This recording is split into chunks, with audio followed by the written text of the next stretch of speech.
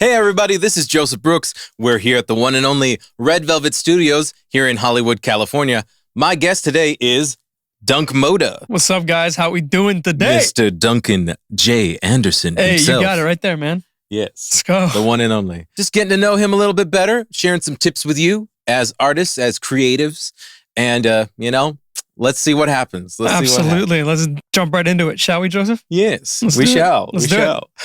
Let's go. The recent release. Right, close to me. This is a track that's near and dear to my heart, for real, because not only does it have a great flow and the type of sound that I'm trying to kind of push forward to the forefront of my sound, quote unquote. It has a featuring vocalist, Michaela Jo Murphy, who, if you guys don't know, was the voice of Toph Beifong in Avatar: The Last Airbender. Twinkle Toes. Twinkle Toes, right? Twinkle Toes! Definitely one of the most memorable and fun collabs I've done. Mm-hmm. Not just because Michaela is a super talented creative, but because our workflow together was just so much fun. You primarily do like electronic DJ? Yeah, like electro pop. If anything you can kind of listen to, if you go back, 10 years to like the 2012, 2013, 14, melodic, progressive electronic dance music. That's kind of where my heart is and has been since then. So yeah, for sure. Well, I was on the set actually for the music video. Yes. So we had a good time there. So definitely check out that music video. It's on Vivo and on Michaela Jo Murphy's YouTube channel. Big cast. So it was interesting too, because that was the first music video I've ever done for any of my songs. And it was definitely like a huge scare for me, being able to have to go from having no music videos of your own to something at this big of a production, just super, scary. I felt like I was jumping right into the deep end without even knowing how to swim. Yeah. No, it turned out really great though. Thank you, man. We got a really great editor and cinematographer, director, Shelby Parks.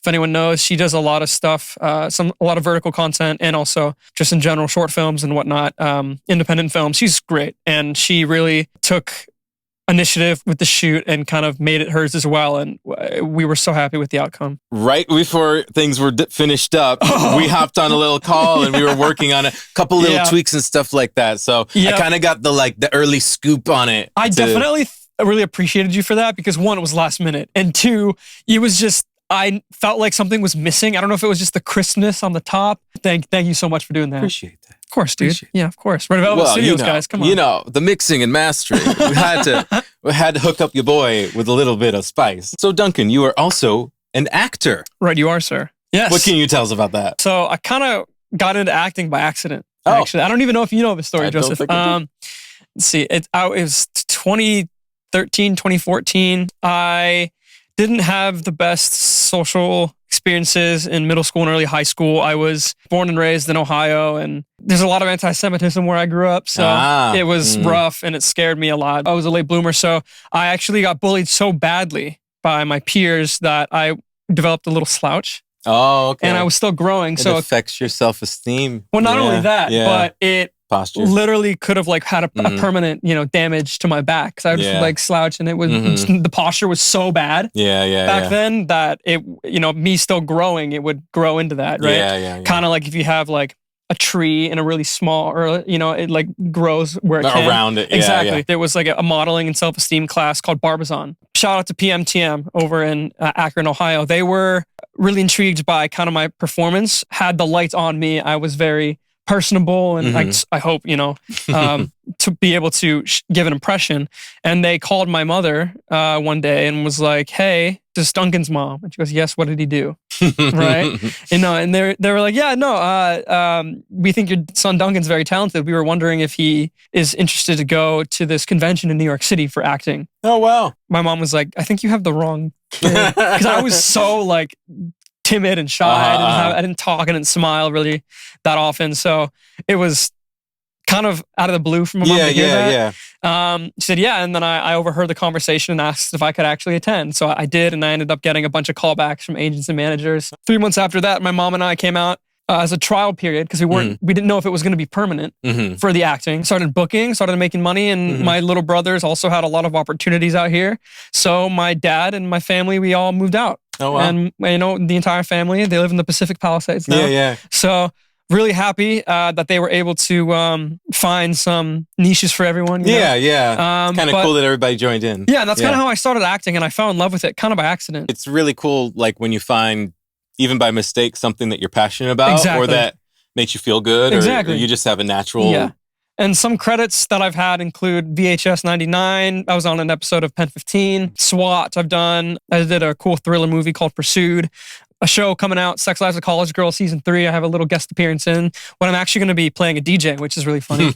They asked me to do 2 takes. So I did 1 take of the actual audition with the script. And then I just sent them a video of me playing at a club. And they're within 4 or 5 hours, I was booked. They were like, okay. It just makes sense. Yeah. You know, so that was really, really fun. I've done about 24 commercials, give or take. I've one for a mattress company, Nerf Super Soaker gun, an internet company, a Honda commercial, stuff like that. So making moves, I guess, slowly but surely. But, you know, we're trying our best out here. My brain, as you can tell, moves very, very, very quickly. High energy fellow. It's kind of overwhelming for some people, not going to lie. But if I channel it, you know, and do a creative art or medium, it really can come to fruition and shine through, you know, discipline and channeled energy. The tier where I'm at right now in acting, I can't act on set every day. I can do it often, but not nearly as often as I'd like.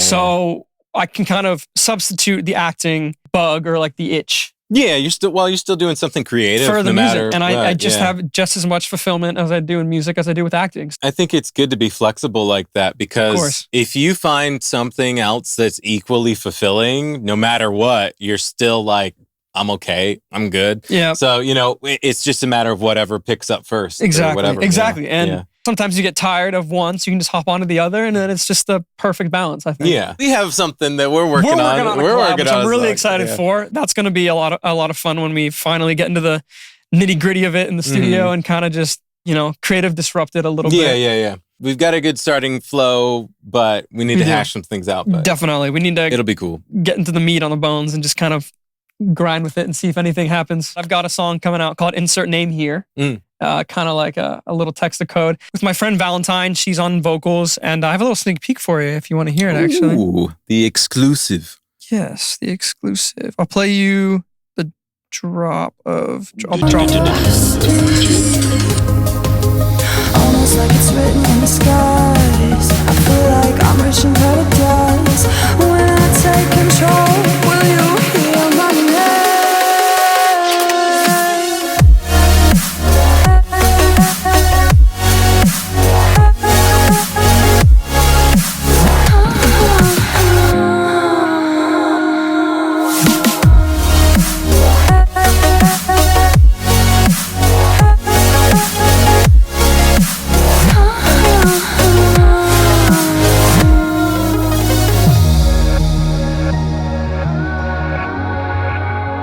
Cool, yeah? I don't know. Some atmosphere. The uplifting atmospheric stuff. Uplifting, atmospheric, euphoric stuff, man. Yeah. That's where it's at. Yeah, it'll be good. Yeah, dude, thanks. Yeah. On my previous album that was released, it'll be a year next week. Oh my goodness. Balance of a Bad Omen. I had a lot of weird titles for songs. Oh, okay. Like there's one song featuring one of my friends, Lauren Nadine, and it was the letter U, parentheses, LUV, H8. It's like a factor for you love and you hate. Oh, yeah. Which I thought was super cool. And a lot of people were like, that's so interesting. Like after listening to it, they got it. Which means I kind of wanted to like, what does that mean? You know, kind of like raise a little eyebrow real quick and then have them listen to it. And then after that, they're like, oh, that's really interesting, actually. The lyrics they don't hide the meaning at all. Oh, okay. Cool. But the title of the song is kind of like weird and abstract a little bit, but I guess not, you know, it's not your average title. Who would you say is one of your biggest or a couple even like biggest musical like inspirations or influences? Yeah. Ooh. Calvin Harris, old Calvin Harris, but also he's getting back into his roots and I'm nothing but here for it. Ecstatic and here for it. Absolutely. Let's see. Martin Garrix, Hardwell. I love Hardwell. He's a Dutch. They call him the King of Trance. Same with Armin van Buuren, but I personally am a little bit biased because Hardwell, I started listening to him when I first got into EDM and that was just like his song Apollo. Oh my God, Spaceman. Like those are some throwbacks, man. I love Coldplay. Which is a little bit, you know, more mainstream. Not necessarily EDM, but they did Sky Full of Stars with Avicii. And that literally is one of my favorite songs of all time. Yeah, I also like a lot of classic rock too. I was going to say, you even some of the new wavy stuff too. Oh yeah, new wave retro. I love that stuff too. Like Daft Punk, huge fan of them. Yeah, man, I like all music really. Some genres more than others, but I can definitely appreciate all genres of music for sure. But I love the peaks and troughs of EDM, with the energy, because they really take it to the max and then drop it down to the lowest point and then just to rise up and build up again. And I think that's really, it's just kind of like how my brain works. So that's really soothing. Like I could listen to EDM going to sleep, which I know a lot of people apparently from what I hear cannot do that. Not so much. Not so much. But I can literally listen to like dubstep or hardstyle to go to bed and it like makes me relaxed. Which is, I don't know if it's a tempo thing. I was going to say, is it like the energy level? Maybe it's matching your vibrations. I guess, or it's whatever. resonant or something. But I can, I can fall asleep easy to listening to like some hardcore dubstep, which I know a lot of people are like looking at me, Duncan, you need some help, bro. You need some help, brother. It's a personality trait. Yeah. That's just Duncan for you.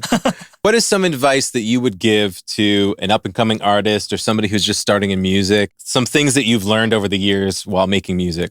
I started out on a digital audio workstation called FL Studio, Fruity Loops. And I think for the first 2 months of me actually using the software, I didn't put a single thing on the grid. I just learned a lot about it, did YouTube videos, manual, everything, just to kind of fully understand to the best of my ability how the DAW works. And then when I have a confident enough understanding of how the DAW works, then it's kind of similar to how acting, like you fake it till you make it a little bit in a scene if you're not feeling it. But I just forced myself to make at least like a type of arrangement every day.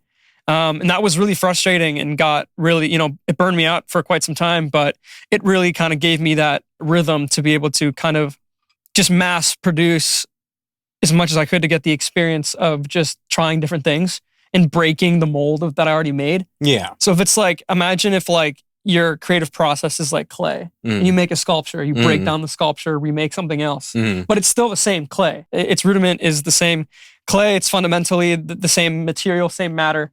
But you're making something different out of it every time. Music is really powerful because you can kind of get a full-on atmosphere of something super specific, oddly specific, with something that you made, that you spilled your brain juice on. Brain juice. I like that. Yeah, exactly. And another piece of advice for any producers out there is find a picture, abstract picture, like of a field or of a city or some landscape, right?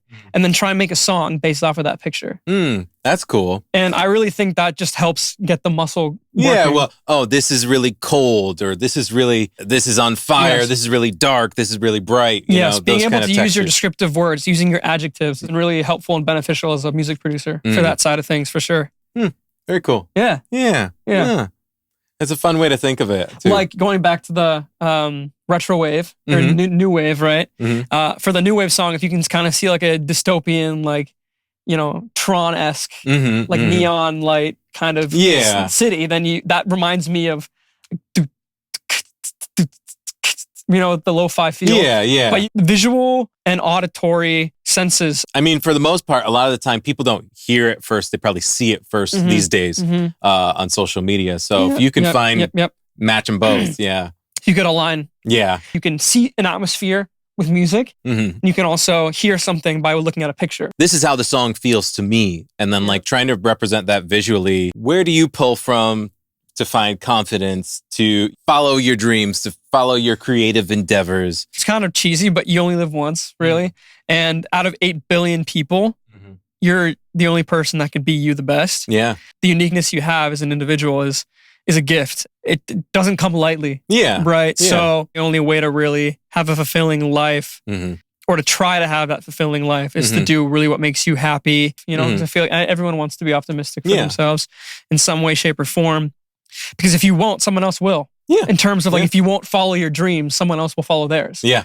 And there's only, as much as there is room in this specific industry for everyone, there's so many people who quit and go home or whatever. Yeah. And if you make it fun, having good time management, timeline, whatever and whatnot, how confidence comes is kind of inward, and you have to kind of look at it from a bird's eye view inward. Self-reflection in there, for sure. I guess putting your, like head in the clouds, but your feet on the ground. Yeah. I don't really know what the expression is anymore. I've heard so many different iterations of it. Yeah. Being able to dream big, but to be grounded. Yeah. You'll respect yourself a lot more and love yourself a lot more if you tried and failed than versus not trying at all. you're going to feel a lot better about yourself Yeah. if you're actually doing the things that like fulfill what you really want. Personally, Yeah. I would have a lot more regrets in my creative endeavors if I was too worried or insecure to try. What if, or Exactly. like, if only I did that. Exactly. You know, it's And that's where the regret comes in. Yeah. Yeah.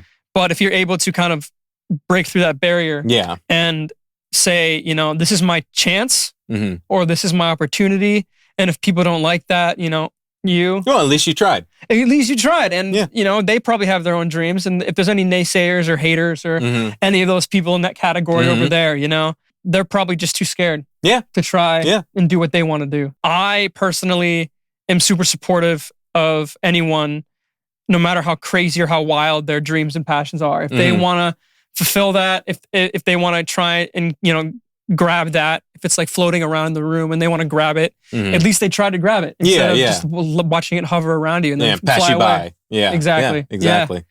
Yeah, man. So I really learned that, and it took a lot of hardship for me to kind of understand that, but I wouldn't trade it for anything. Really. No, I think that's really good. One of the first steps towards actually accomplishing the thing that you want to do is to just let yourself go and say, you know what? Who knows what's going to happen? To be able to not have any expectations either. Mm-hmm. If you want to get to a certain point from another point, Mm. and that straight line is the only way you're going to get there, Mm. well, newsflash, baby boy, you're not going to be able to get there with just that straight line. Right, It's not right, how right. the universe works. Oh, it's not point A, point B. It's- Like, yeah. Like that. That's, and that, if that's, you know, most people, Yeah. you know, there's a lot of talented people Well, that's what in people any, give up. in any Yeah. field or profession, but You could be that close to the thing you wanted, yeah. but like Or your goal or whatever. you just stop that It's short literally the truth, man. It's Yeah, so true. of the And finish line. You'll never know. Nobody's gonna tell you were that close, or you never Because you no know- one will know. No, until you're not there. gonna know. The people who get what they want and succeed are the people who never give up. Mhm. Man, if I hadn't done that, I wouldn't be in LA. No.